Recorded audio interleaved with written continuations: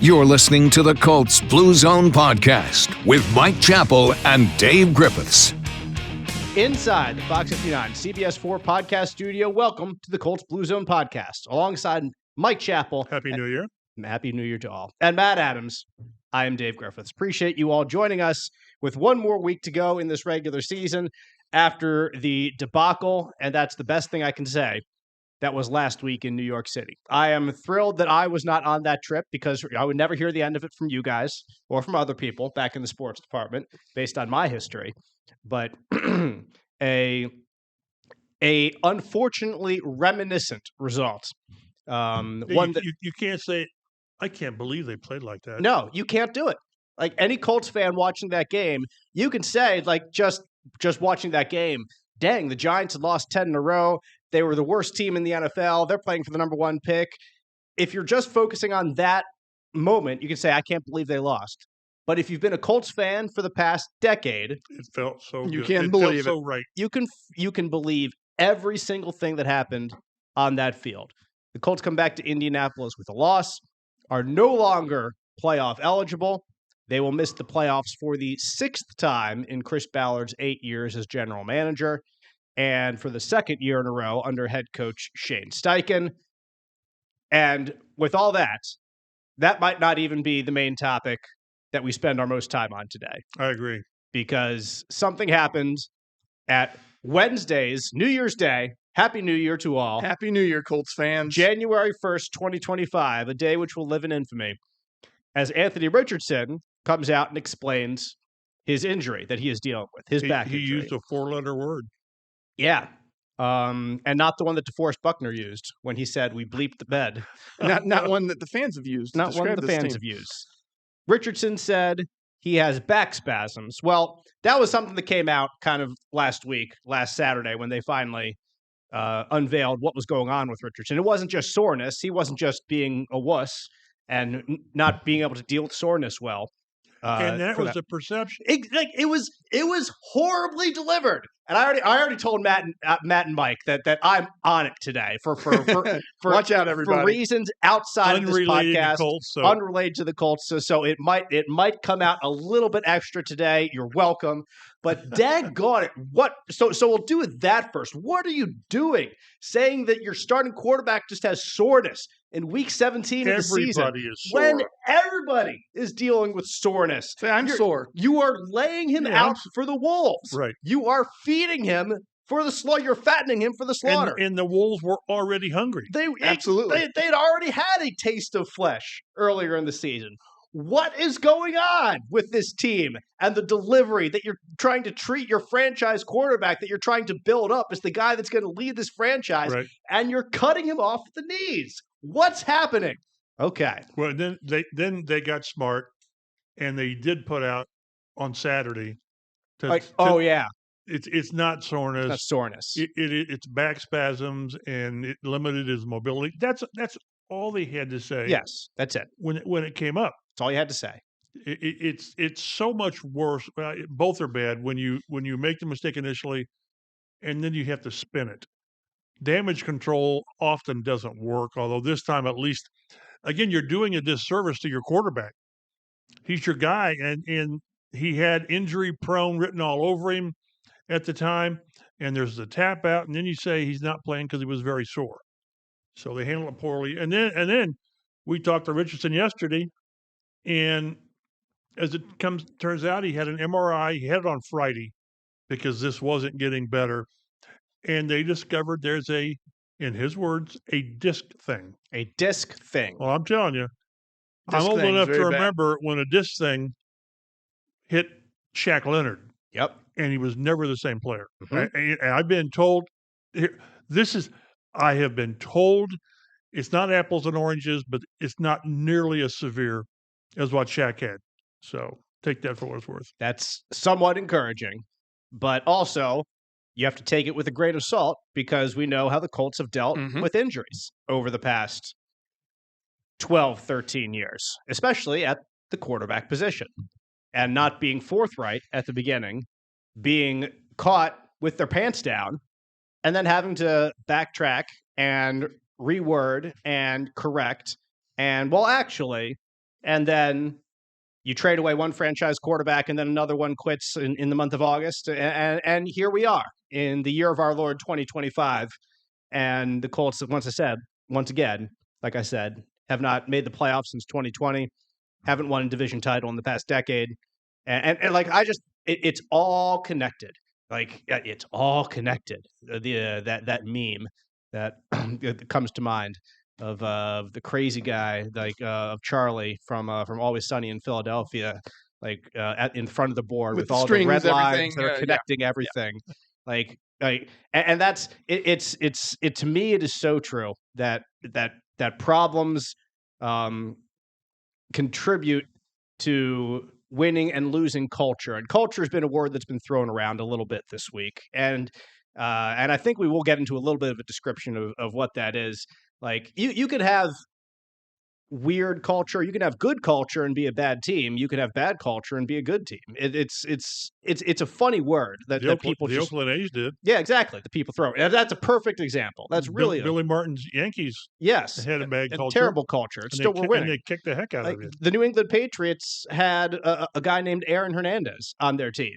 You know, the Kansas City Chiefs have decided to give some guys with some sketchy issues in their past second chances, and they're a team that's winning Super Bowls.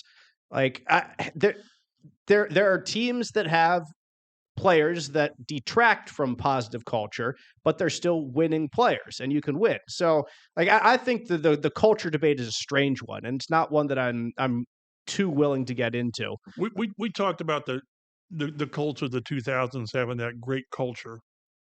Well, they also had 3 or 4 Hall of Famers, and they had a dozen elite players. They had good players, yes, great players. So I think culture generally comes from I think winning's first. Mm-hmm. I just think winning comes first.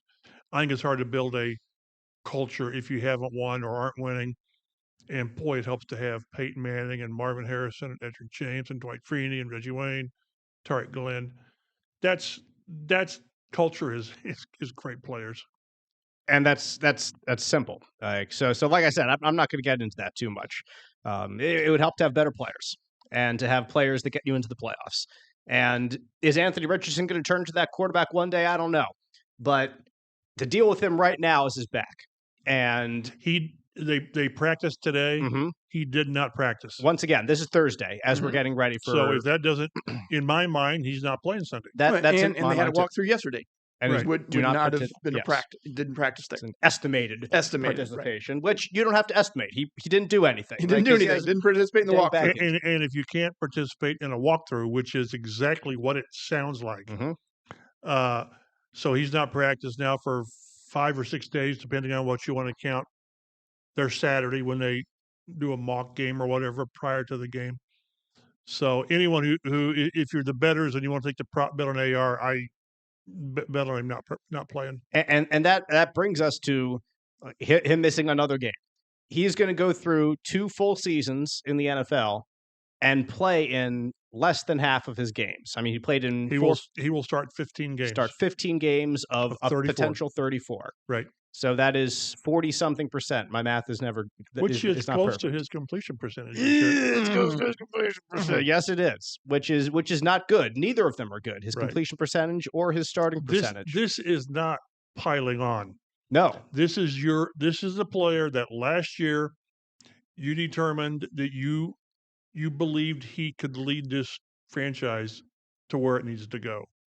Now, I don't know what their other choice would have been at number 4 last year in 2003. But this is a guy you've hitched your wagon to, and we're going to go into I've talked about it so much. This year was about finding out what you had, good or bad, with Anthony Richardson. And as you sit here today, I would almost argue that you have less reason to be optimistic. And I'm not giving up. I'm not giving up on him. The team will not give up on him. He's 22. He started 15 games. Now, part of the problem is he started 15 games because of injuries. He's missed whatever the math is. He had 2 games with the benching, and now he will have missed a set of 4 times with injuries. So what was the other one? An oblique? Oblique this year he missed 2 games, and then last year you've got the concussion and the shoulder. So availability matters. They've got a worse record without him when he doesn't play, which that's maybe how they've built the roster. I don't know. But what I came away with yesterday again is and not to go, no one cares, but I've had disc problems. And when they start operating on your back, initially it's not that big. And he said that he doesn't think surgery is needed. He doesn't think it's that severe. Well, it was with Shaq. He was operated on twice, and he was never the same player because you just lose stuff. So I hope that what I don't know is are these two separate things? Are they back spasms? And now there's a disc that got funky with him. Did the disc aggravate the back spasms to make it worse? He said he's crawling around his house, and he couldn't even walk. So it was something. It was something that didn't get better. But we're going to go into the offseason not only not knowing about him as a quarterback, because he's regressed as a passer. He has. Now the run game, it's there. What he can do as a runner is there. But you cannot play in this league and complete 47%. So you've got to be able to pick up a 3rd and 5 or a 3rd and 10 occasionally. Mm-hmm. Well, the guy that's ranked 31st I think it's Bryce Young, and he's at 60%, and you're at 47%. So you just can't do it. But more than that is now he's going to go into the offseason if he doesn't play, having not played the last 2 games, and it's only going to crystallize a narrative that you can't trust this guy health-wise. And what's your argument back to him? Well, no, he's missed games and he's going into the offseason, with a back issue. And whenever you hear that he's dealt with this since 8th grade, which is what he said, that's a chronic problem that is now rearing its ugly head. You never know when chronic problems are going to come back like that. But then what I would say is, but he's not missed a game to our knowledge because of that. Yes. So is that a good thing that all this time it's chronic where he's been sore, right?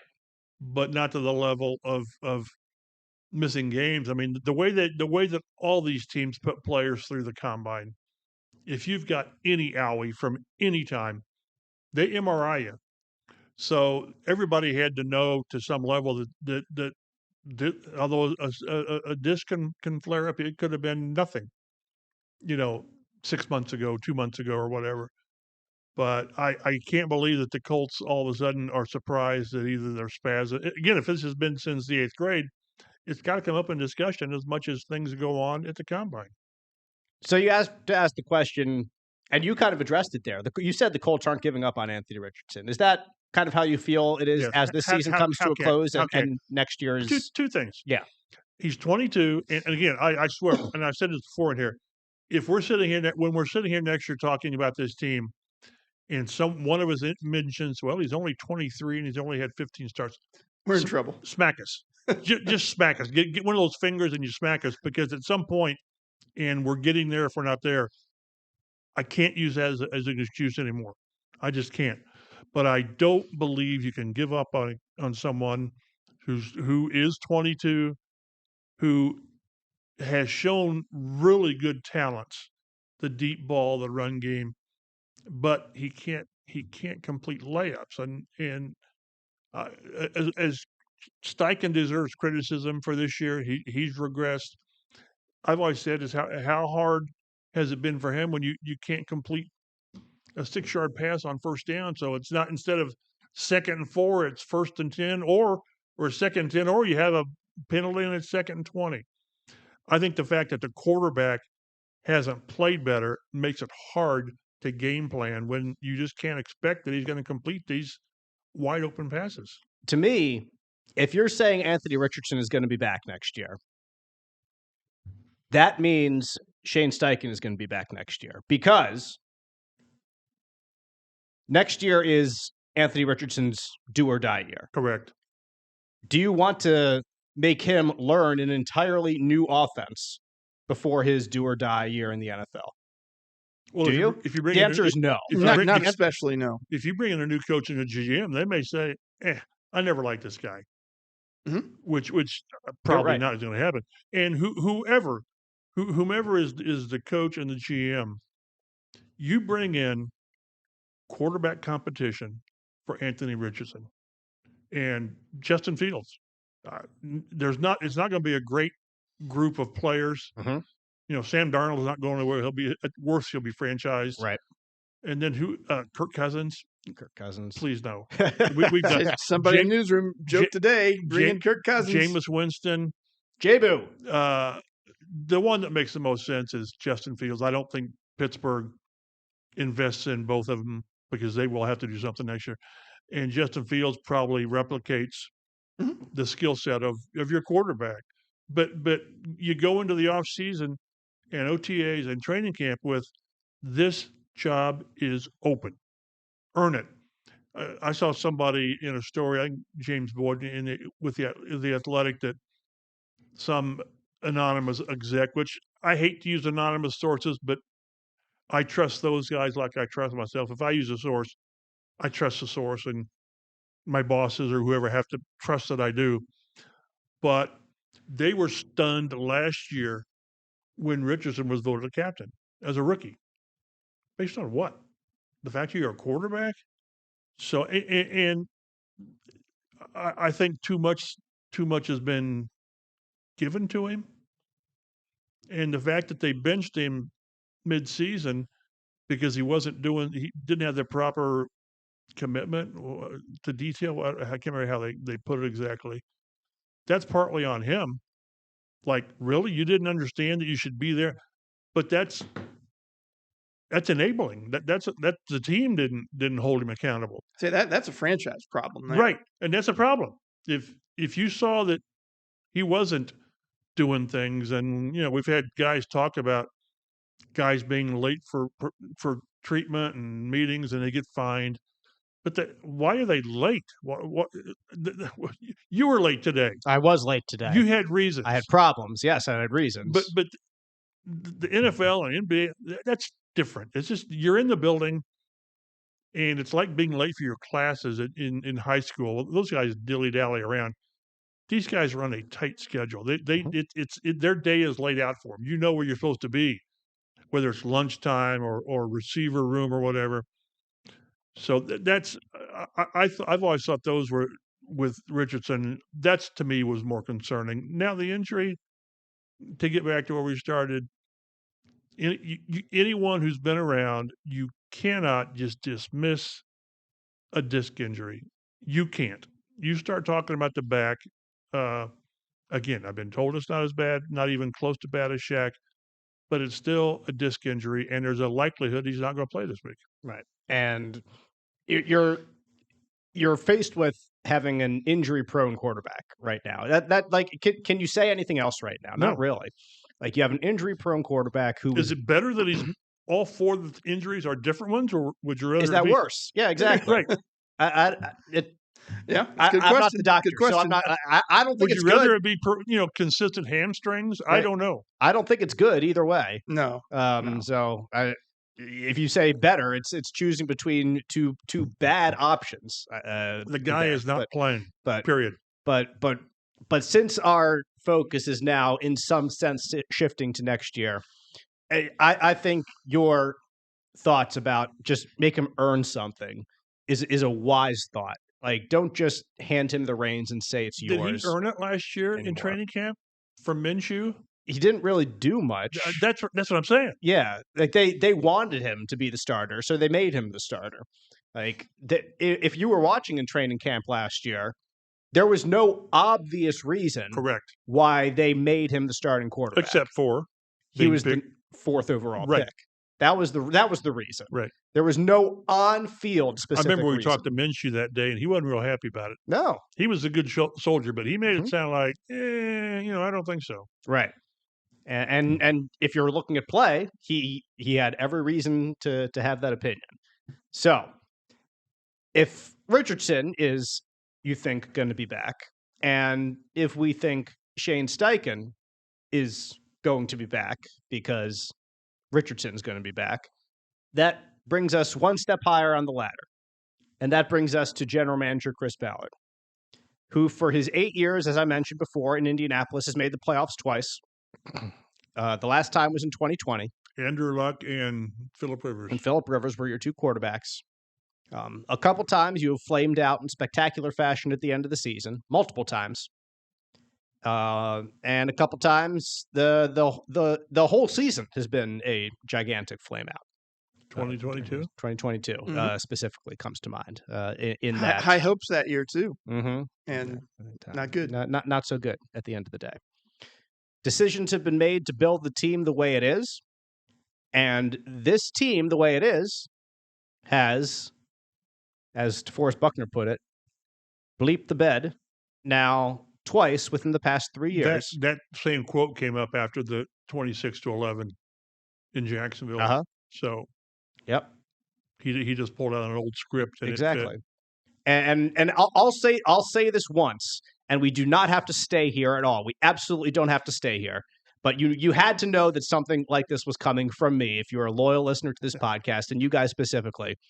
If anybody now puts 2021 squarely on the shoulders of Carson Wentz, like the Colts did, and they tried to frame it as, you are foolish, and you have personal vendetta against this guy, and that's all I have to say on the matter. Like, this is a franchise problem that the Colts tried to put on one guy 3 years ago. They didn't try. They did. They did. They tried. Yes, definitely pinned it on. Yes, they did. Yeah. Tried. Well, what I mean is they tried to say it's all his fault. Right. And as we go on, and as I have said over the past 3 years, settle down. There are other problems that were obviously ignored that have led the team as a whole to produce these results at the end of the day. And like I said, that's all I'm going to say on that matter. We were in the press room today talking, and Stephen Holder was talking, and he actually asked DeForest Buckner about it. The fact that the core players on this team have not been a part of much success. And if I'm thinking of core players, I'm thinking of Buck. I'm thinking of Quentin, Ryan Kelly, Kenny Moore, Zaire, I guess, but his has been the last 3 years. Really, yeah, or so. exactly. He's been more the last 2 years, Braden really, Smith, somewhat 3 years. And it's gotten to a certain point, and then it's not gotten further. And that's on roster building. It's on some injuries to some point, yes. But had Richardson not gotten injured last year and he plays most of the year, would you have done what you did with Minshew? I don't know, because Minshew took him as far as he possibly could.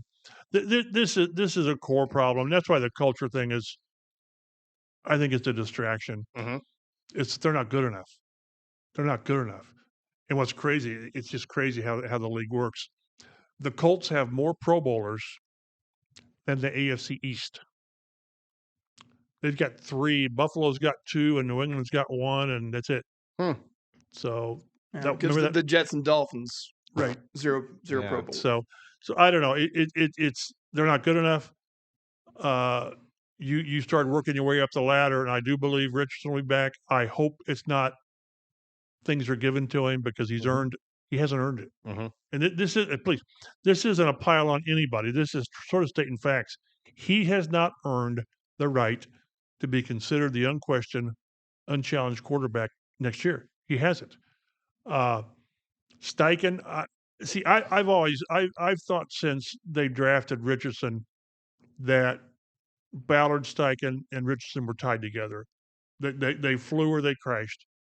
And if it's, boy, I can't make the same argument. I was going to say if they crash and burn with Steichen and Richardson, Chris Ballard's it's different because of the 7 years prior to when they got here in his 8 years and going on. Does he get a 9th?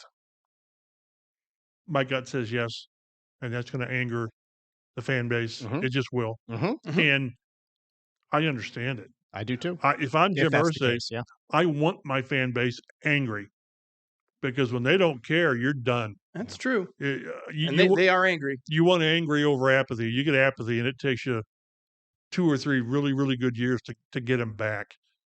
And either last week or the week before we were talking. I don't know how they spin it going forward. Stick with us, trust us for 2025. I don't know, because you've not earned it. Just as, the same way that Richardson has not earned anything for sure going into next year. How has the team earned your trust? But I do think, to the chagrin of the fan base, that I think they blow up the defense because it's not worked. It's been bottom 5 or 6 in scoring and all this in Gus. And I really like Gus. I try to never be a front runner on firing guys, because you're dealing with people and you're dealing with their families and you're dealing with all that stuff. So I try not to get into that, but I'm not sure how you don't make a change there. I just think that's going to be the change, and I know that that's going to PO so much of the fan base. But I think that's where we are. I think that the owner really, really likes, I don't know what word to put in there, Chris Ballard. He trusts him. And I think they look at there being extenuating circumstances, which there have been some, but the overall thing is does not work. But I think they're going to give. I just think these 3 guys were tied at the hip, and either it works or at the end of next year he takes a flamethrower to it. I think that. What was I going to say? I had a thought and then just went poof at the last second. But yeah, exactly. Carson Wentz, does that stir something? Does that get? No. Okay. Well, it didn't have to do with that. I told you. No, I said. I know, but sometimes that flash word it does get your head going. But, so again, I want to see how they frame it, and I would like, if I could swing my magic PR wand, and if they are not going to make changes at the 2 most important positions, coach and GM, I would like to see them address that on Monday or Tuesday. You just don't let it linger, right? Well, and don't just say, "Well, there's no changes, so we're not going to talk about it." And we're also going to keep this play. We don't make announcements when we keep people. Well, but this is different. This is just different, and I don't know that we'll get that, but I think you owe it to your fan base, which, if I'm not mistaken, people have had their season ticket renewal forms for a couple weeks or a month. They're not getting one from Pat McAfee. Apparently not. Yes. Yeah. I tell you, when good or bad, when he turns on you, he's got a whole lot of people in his corner. Here's a rabbit hole we'll go down. He has become the voice of the people, and you've already got a PO'd fan base, and I'm surprised. He's as PO'd as anybody. I'm surprised that there haven't been people picketing at West 56th Street because of how angry they are and how Pat's got them fired up. And a lot of what he went a lot with the culture thing. And again, I think that's. And to his credit here, I think we're poo-pooing the culture thing a little bit. I am a little bit, to the extent, but I think it still deserves some attention, because he is a former player who was in that locker room, and he knows the importance of that word better than us, probably. Yeah, he felt like he was one of the standard bearers for those who came before him, right? During his time. So culture, if you try to define it, it's hard to define. But I actually gave it a little bit of thought this week, and I think it has something to do with the encouraged and promoted standards, practices, thoughts, attitudes within an organization. So what is encouraged in your organization? What is promoted? What is rewarded? And you look at this team, and I think a point that has been made, this doesn't come directly from me, but I think it struck a chord with me, is who are the people that Chris Ballard has rewarded?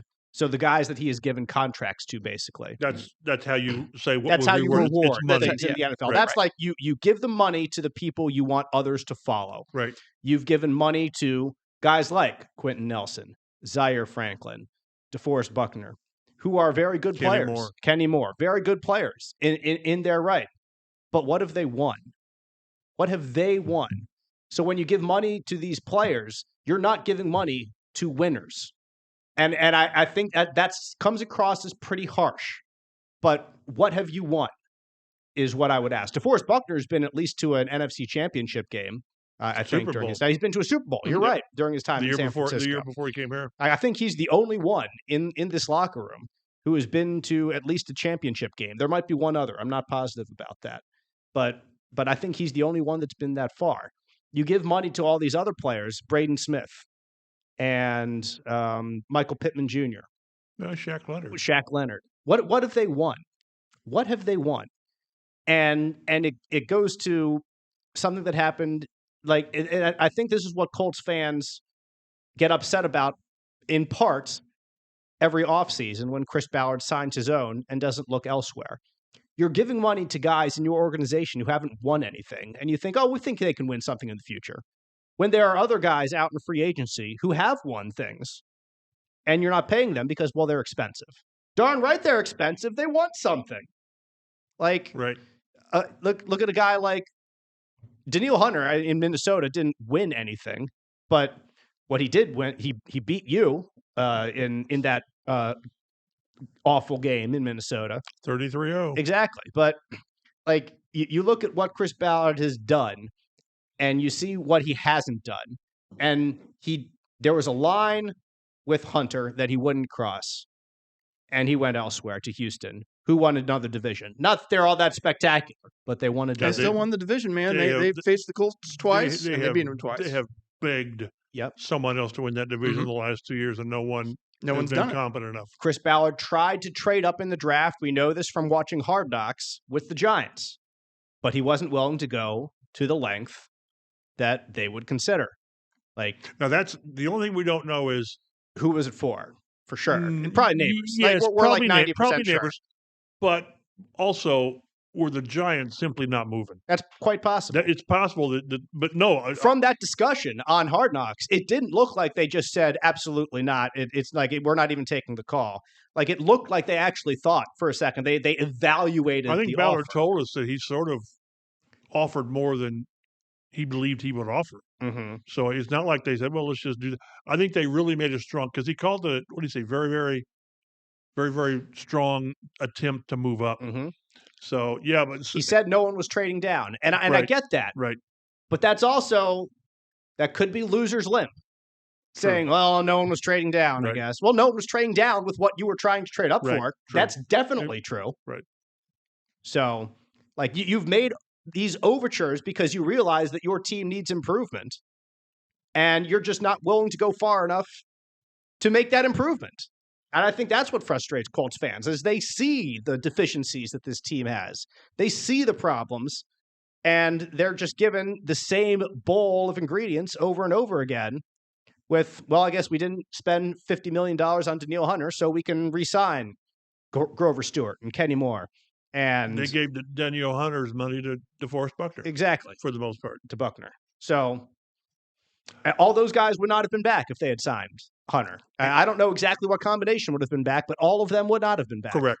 Taekwondo Lewis probably wouldn't have been. No, a couple of players would not have been back. Very, very obviously would not have been back. Part of the core, maybe, if you want to put it that way, would have been changed with that move.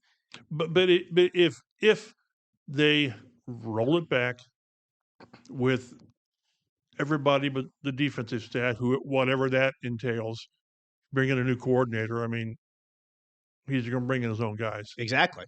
But what everyone's going to write about after the anger that they didn't make a change, because that's going to be first and that'll foremost. Be the overriding thought for the first week, 2 weeks. That's what it's going to be. Is really based on what? Mm-hmm. But if everybody's back, you just can't follow the same blueprint. Mm-hmm. That's what Chris Ballard is. He is his blueprint. He is the blueprint. And he's told us he trusts the way he builds the team through the draft, and he's had good drafts. The quarterback and pass rush has been.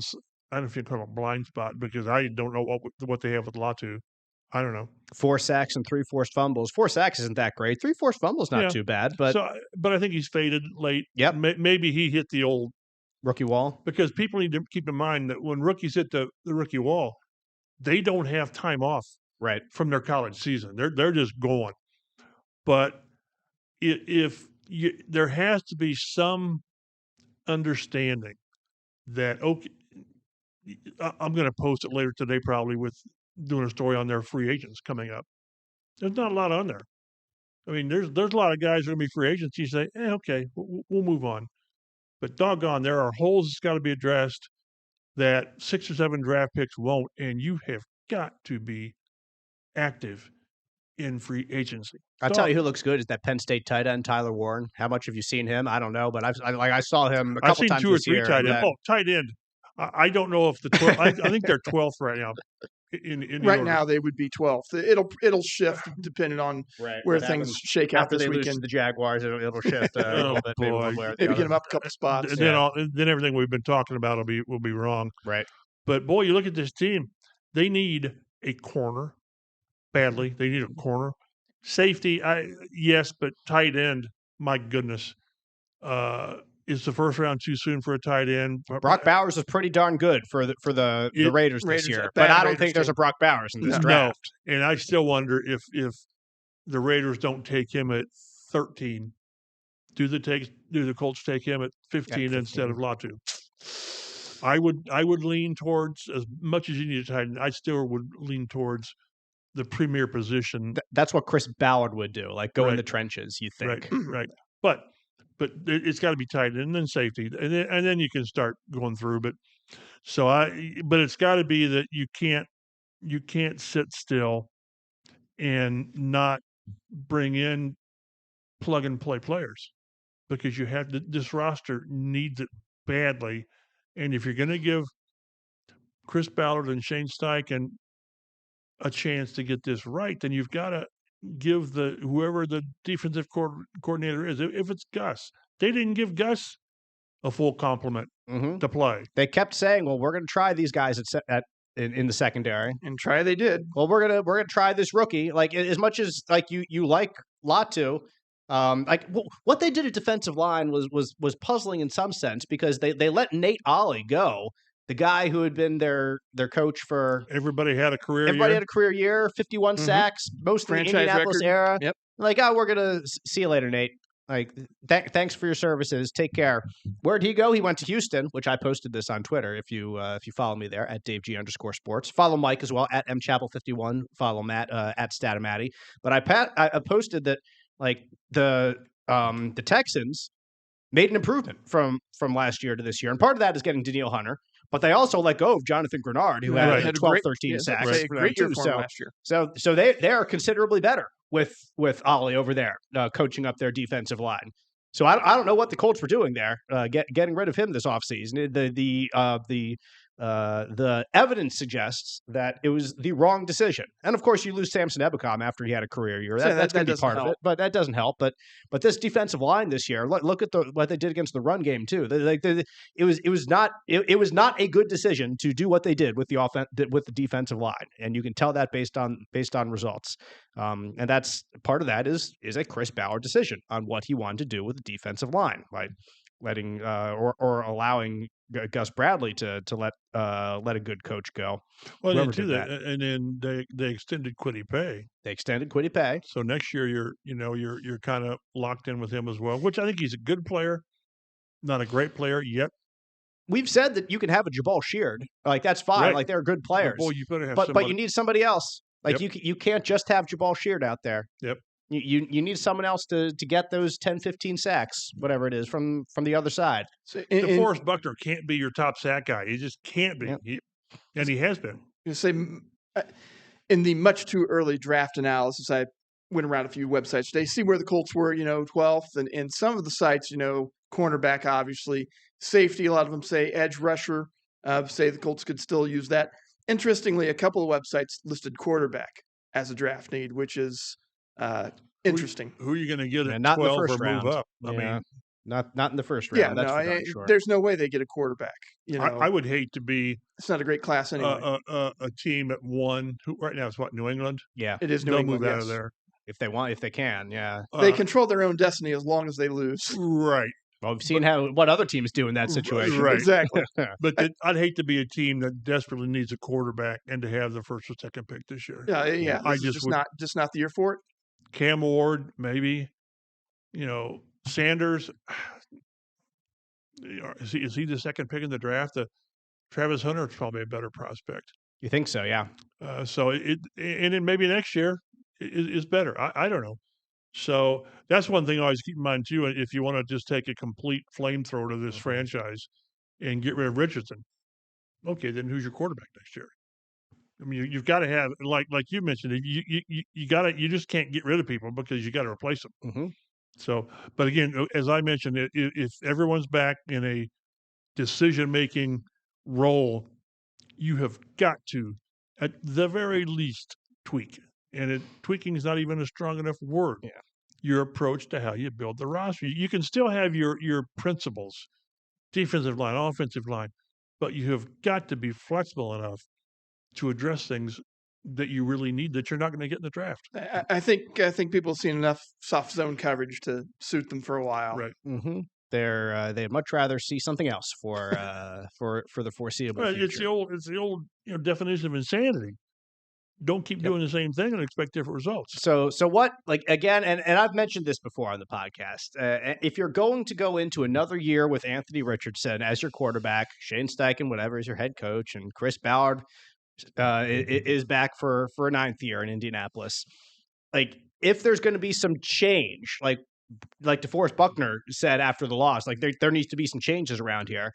You can have some changes on the defensive side of the ball. There can be some defensive scheme changes with new guys and a new coordinator. Perhaps that's the big change. But on offense, if next year is the do or die year for Anthony Richardson, there needs to be some do or die moves in this offseason to give him the best possible opportunity to do so. Because I point to what the Bills did with Josh Allen in his third year.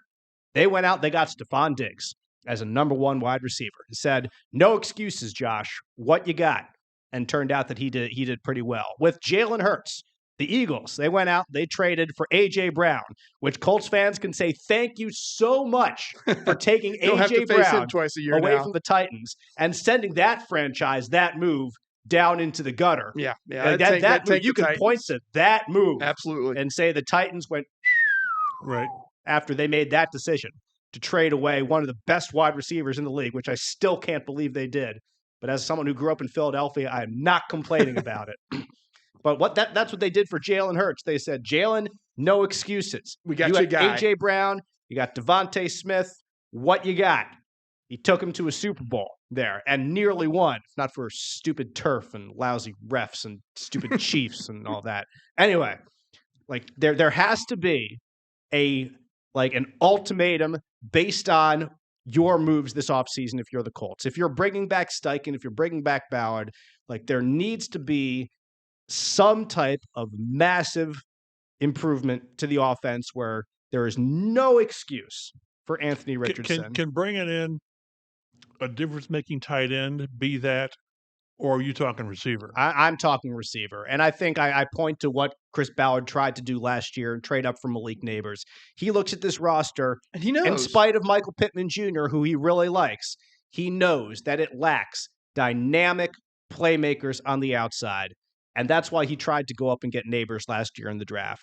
So you need to get a dynamic guy and give Anthony Richardson no excuse. In the draft or a veteran? That's a great question, Mike Chappell.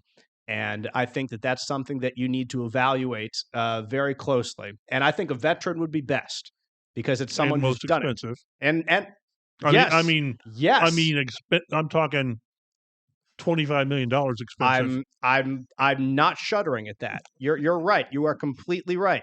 You have to decide how you want to build this team. Do you want to keep building it the way you have been building it if you're Chris Ballard and keep not winning the AFC South? Or do you want to invest in the best option for your young quarterback and give him no excuse to be good? Out there, T. Higgins?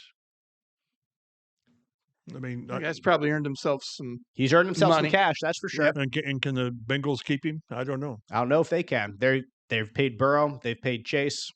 I mean, they've got to pay a couple guys themselves. I don't know, but But you're right. But my point is, like, if you want Anthony Richardson to succeed, help him succeed. Like if this is the do or die year, make it help him. And if it's because if he dies at the end of this year, then you're dead too. Like Right. there's no way that you can keep doing this ad infinitum. And like it's got to have a stopping point, some point. And I think I understand like the argument to bring everyone back in some form or fashion. I think there are better arguments, yes, for the other side at times, but like by at least understand what the overarching thought is to bring the group back, but it can't be. But it was based on the quarterback being so much better in his second year. We're going to bring everybody back, and boy, we're going to have with JT, dynamic quarterback play. We're going to get and a the dynamic running back, which they got. You know, people are down on JT. I'm not going down that rabbit hole. He's fine. He's good. He is in the list of problems. He is way down that list. Even though his mistake, so he made the bonehead play of the year for the Colts. It's probably going to keep him out of the playoffs. Yes, but he's a good player. He's a very good player. Yes. So, and I totally agree with you on giving Richardson some things to help him succeed. That has to start in February, March. He's got to take, and we talked to Buck about this today about him still having the desire to play. He said, I'll take, I think it was 2 or 3 weeks off, and then he's right back at it. And that's what Richardson has got to be. Last year was all about rehab, I understand. But doggone it, his offseason, it's got to be getting with a quarterback coach, whether it's Tom House or whichever Palmer. Jordan Palmer, I think, Palmer works with quarterbacks. And, in conjunction with what the Colts want. And he's got to be committed to what it takes as a young quarterback to learn how to play quarterback. You just can't – at the NFL, you don't get by on just athletic, throwing off your back foot and using your arm strength, and I think that's been missing. If we get to minicamp and OTAs and we see the same stuff, then yes, it's going to help to have T. Higgins or somebody else or a tight end. But if the quarterback hasn't progressed to playing quarterback, it's going to be hard. It's just going to be hard. So this offseason, it's got to be Richardson committed. Take your time off, enjoy the family for a couple of weeks, and then doggone it, work on your trade. The Colts faced the Jaguars 4-12 on the year. How long did we wait? What time is it? How long? About 47 minutes. That's about right. Yep. Yeah, exactly. Jaguars do not have Trevor Lawrence. He's on injured reserve after the brutal hit from Azeez Al-Shaair of the Texans a couple weeks ago. Christian Kirk also on injured reserve. Evan Ingram, Gabe Davis. Yikes, that's a lot of playmakers. Yeah. Their offense revolves around Tank Bigsby at running back, Travis Etienne too. The rookie Brian Thomas Jr. has had a great tremendous year. Absolutely. 80 catches. He'd look good here, wouldn't 1,200 yards. Yeah, darn right he would. 10 touchdowns. He was available at 14 overall. He overall. had the chance to get the best defensive player. The best effing rusher in the draft, as Chris Ballard said. So, okay. With your 4 sacks this year. That's cool. Maybe he blossoms next year. Fantastic. Trayvon Walker has 9.5 sacks. Josh Hines Allen has 8 for the Jaguars defense. If memory serves me correctly, probably most of those were against the Colts a little bit earlier in the season. At least that's what it seems like sometimes. The Jaguars are not impressive. 25th in scoring offense, 26th in total offense. Colts are up at 15th, 16th, just about the mid-range there. In the league, led by the 8th ranked rushing offense in the NFL. 134 Their rushing numbers have been extraordinary in the last few weeks, and that's really put them up in the rankings on that side. There, they are. 335 will do that to you. Yeah, absolutely. That moves your needle quite a bit. Would have been nice to get one more rushing yard there. Just one more rushing yard. I think again. Well, no, not quite, but. Like a couple of weeks ago, they were at 4.5 yards per carry, and they went up 0.2 yards per carry just from week to week, which is pretty good. This late in the season, an extraordinary thing to do. Yes. On defense, Jaguars not so good. They're 28th in points allowed, but the Colts not too much better, 27th. Both teams giving up about 25 points per game. Let's see. They're both giving up 4.3, 4.4 yards per carry. Jaguars are the worst in the league in passing yards allowed per game, 257, and a 31st in total yards allowed per game. Colts are 29th in yards per game too. And these are two not great teams. The biggest difference, the Jaguars are much worse in turnover ratio. They're minus 14. They've forced 9 takeaways on defense. They've turned it over 23 times, just not taking care of the ball on offense. Colts are minus 5. They forced 24 turnovers and surrendered 29 themselves with 19 interceptions. Yikes. Flacco's had 7 turnovers in his last 2 starts. He has not been good, man.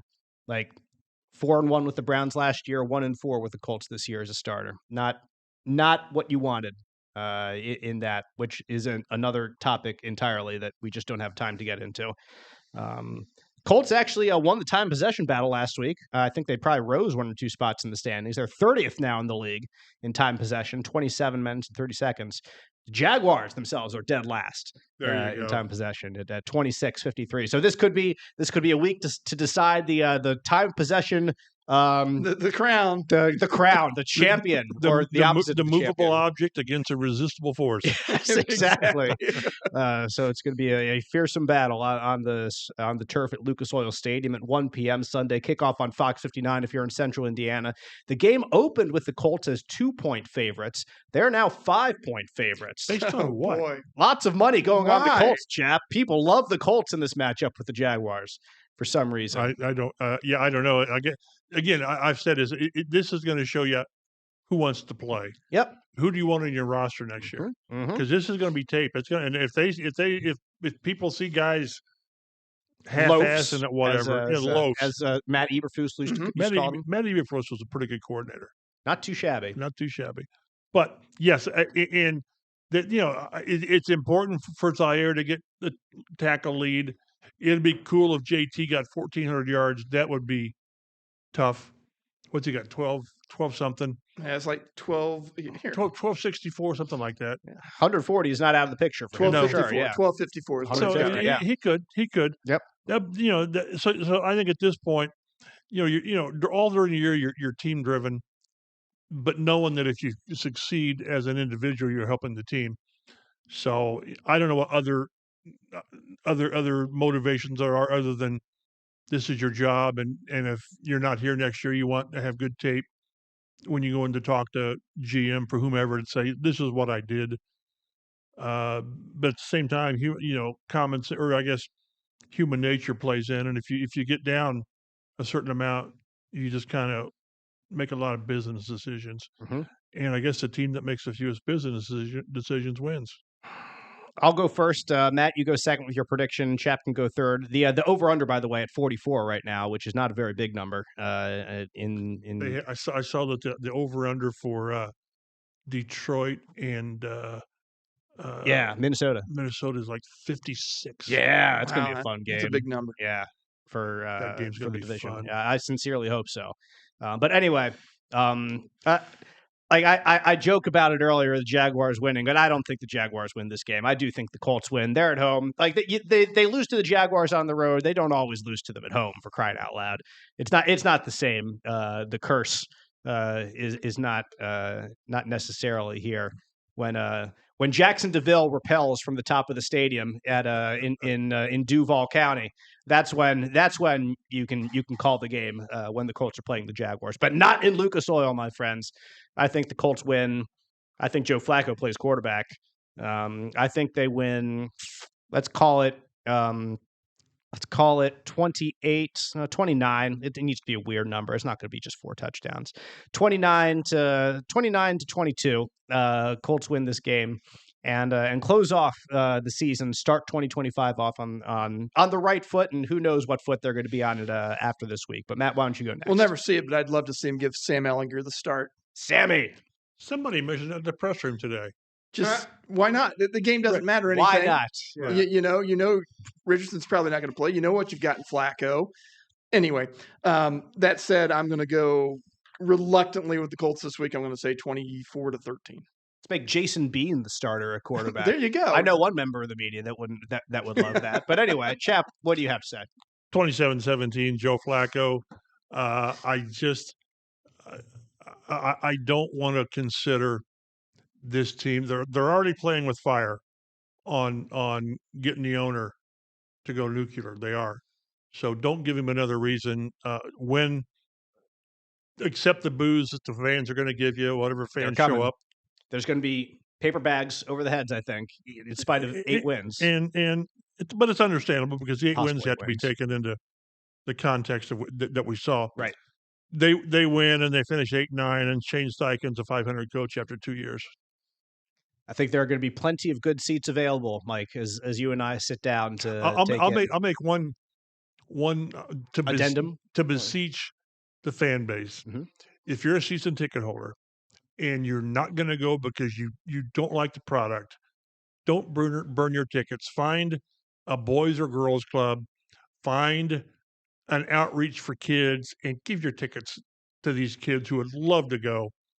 And I understand your anger and not going, but don't let that keep your neighbor who never gets a chance to go. Just use your tickets that way and be PO'd while you watch it on TV. Say we did a little search earlier today, and on the secondhand ticket market for the Colts.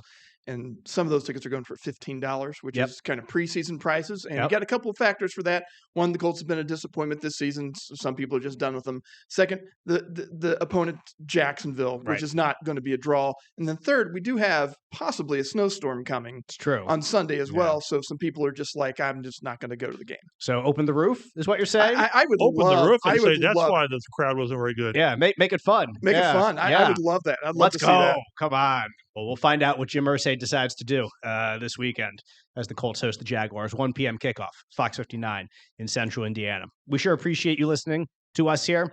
Download, subscribe, get us delivered to your podcast listening device as soon as we drop. For Mike Chappell and Matt Adams, I'm Dave Griffiths. We'll see you next week on the Colts Blue Zone Podcast.